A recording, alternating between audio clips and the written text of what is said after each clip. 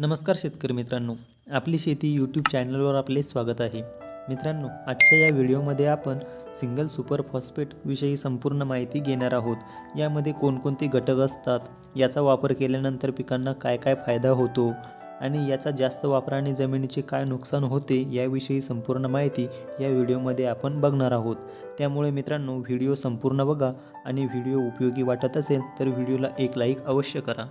तर मित्रांनो, सुरुवातीला बघूया यामध्ये कोणकोणते घटक असतात. तर मित्रांनो, सिंगल सुपर फॉस्फेटमध्ये 14.5% फॉस्फरस असते आणि 11% सल्फर असते आणि 21% कॅल्शियम असते. काही कंपन्या यामध्ये झिंकचा सुद्धा वापर करतात. तर मित्रांनो, आता बघूया सिंगल सुपर फॉस्फेट वापरल्यानंतर पिकामध्ये कसे कार्य करते, त्याचा काय फायदा होतो. तर मित्रांनो, यामध्ये असलेले फॉस्फरस हे पिकाच्या मुळांच्या विकासासाठी चांगल्या प्रकारे काम करते. यामुळे पिकाच्या मुळाचा चांगला विकास होतो. सल्फरमुळे पिकाला वाढीला मदत होते आणि पिकामध्ये चमक टिकून राहते. आणि यामध्ये असलेल्या कॅल्शियममुळे पिकाची ताकद वाढते आणि जमिनीतून पाणी आणि अन्नद्रव्य घेण्याची क्षमता वाढते. म्हणजे जर आपल्या जमिनीमध्ये पाणी धरून ठेवण्याची क्षमता कमी असेल तर सिंगल सुपर फॉस्फेटच्या वापरामुळे जमिनीतील पाणी धरून ठेवण्याची क्षमता वाढत असते.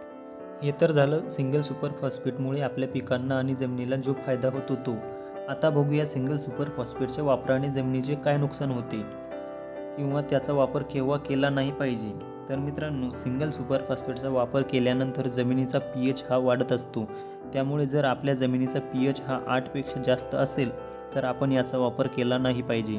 त्यामुळे जर आपण सिंगल सुपर फॉस्फेटचा वापर करीत असाल तर आपण आपले माती परीक्षण केले पाहिजे, जेणेकरून तुम्हाला तुमच्या जमिनीचा pH कळेल.